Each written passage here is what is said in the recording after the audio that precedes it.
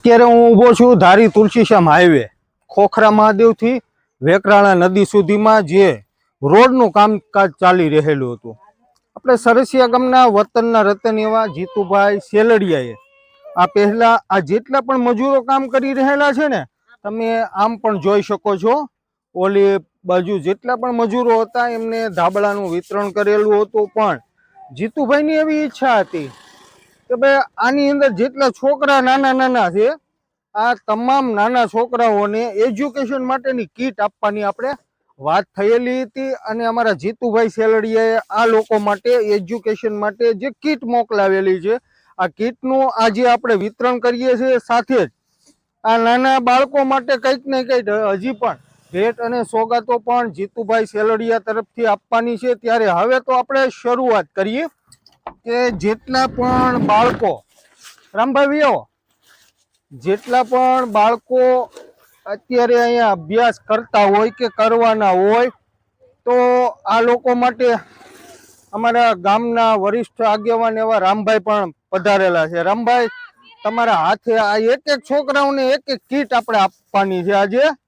લ્યો ભાઈ, આ તમારે જો ભણવાનું છે, આની અંદર તમારે નાનું નાનું કંઈક ને કંઈક. આ એવું નહીં કપડા હાટું નથી દીધો, આ ભણવા હાટું દીધો. અહીંયા આવો, ભણવા જાજો.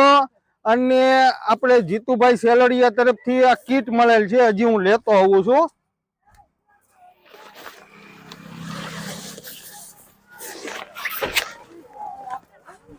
નાના છોકરાઓ ભણવા જઈ શકે એવા હોય એને જ દેવાની છે, બીજા કોઈને નહીં. નાના છોકરા હવે છે કઈ બાકી? બે ન્યા છે. હા, તારે છોકરીઓ તો ભણવા જવું છે. હવે ભાઈ આપણે જીતુભાઈ તમે જોઈ રહેલા હશો વિડીયોમાં. આપણે નાની નજીક વહી આવો મારા ભાઈ, થોડાક નજીક વહી આવો. હાથ બહુ કઈ હલાવતા નહીં તમે.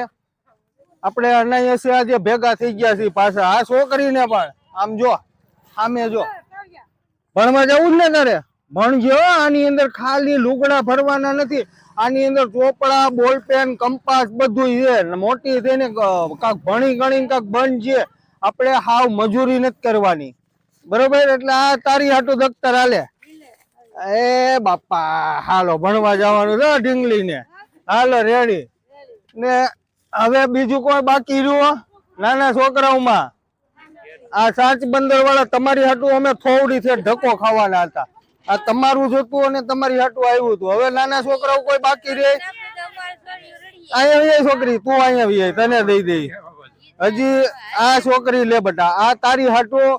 જો તમે લગભગ ભણો છો, ભણવા જાયજો, ભણી ગણીને કાંક બનજો. તમારા મા બાપ ની ઘોડે ખાલી મજૂરી કામ નહીં કરતા.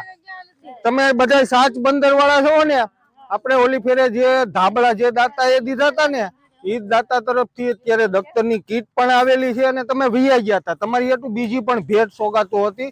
તમે આંબળી કે એમાં ક્યાંક વૈયા ગયા હતા ને, થોડી વૈયા ગયા હતા.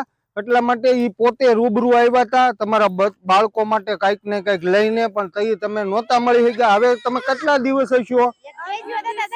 હે, પાછા ક્યાં થોડી વૈયા જાવ છો? પાછા કાલે આવવાના?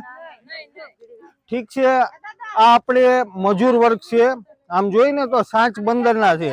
આ લોકોને આપણે પણ ઓળખતા નથી, આપણને ઓળખતા નથી. પણ હા, આપણે એક માનવતાનું એક કાર્ય કર્યું અને આપણો સાથ સાંભળી જીતુભાઈએ ઘણો સહયોગ આ મજૂર વર્ગ માટે આપેલો. અને ખાસ કરીને જેટલી પણ કીટો હતી ને આ ઇકોની અંદર, તો જીતુભાઈનું એવું કેવું હતું કે આ જ મજૂરોને તમે થોડી જઈને પણ કીટું દઈ આવો. રામભાઈ બરોબર છે. અને દેવા જતા હતા અનાયાસે આજ જોયું તો મેં કીધું આ તો ઈ પાછા મજૂર આવી ગયા છે. એટલે જીતુભાઈ તમારી વસ્તુ છે એ બધી જે ખરા અર્થમાં જેને જરૂર હતી એ લોકોને આપી દી પહોંચી ગયેલી છે. અને આપણી ભેગા આપણે રામભાઈ પણ આજે જોડાયા સેવાકીય કામગીરીમાં. હવે આગળનું કાર્ય આપણે જીતુભાઈ સેલડિયાને કહીને હજી પણ તમારા માટે કંઈક ને કંઈક યોગદાન આપે, બરોબર છે? તમારે જે કાંઈ જરૂર હોય એ પ્રમાણેનું થઈ જાય. કોઈ બીમાર હોય એની દવા દારૂ છે, કોઈને બીજી કાંઈ જરૂર હોય એ બધું થઈ જાય બેન. પણ તમારા છોકરાઓને ખાસ કરીને ભણાવજો એવો આગ્રહ એને રાખેલો છે.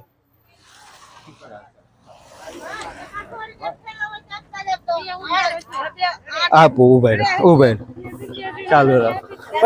હજી તારે જો એક જ ને આ છોકરો હજી નથી ભણવા જઈ છે, પણ એક ને આપણે હજી પણ આપી દઈએ છીએ.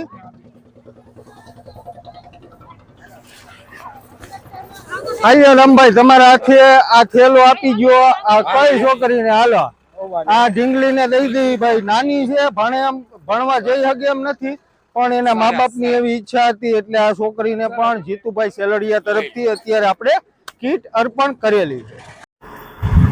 આજ રોજ જ્યારે અમારા ધારી તુલસીશ્યામ રોડનું નવીનીકરણનું કામ ચાલુ છે ત્યારે તે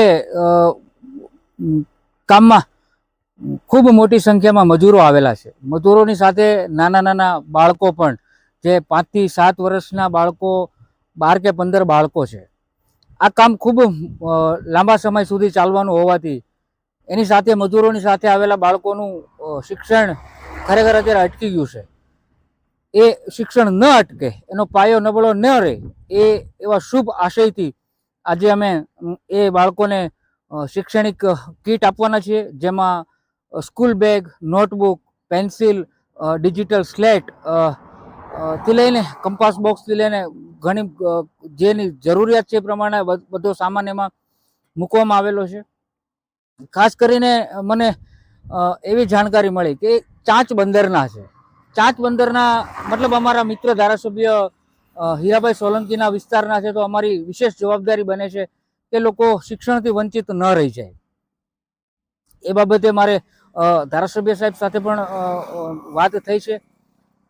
ખાસ કરીને એ લોકોનું કામ અહીંયા 5-6 મહિના, 7 મહિના, 8 મહિના સુધી ચાલવાનું હોવાથી તેના માટે વૈકલ્પિક કંઈ વ્યવસ્થા થઈ શકે એના માટે શિક્ષણ સમિતિના અધિકારીઓ સાથે પણ વાતચીત કરવાની છે આજે.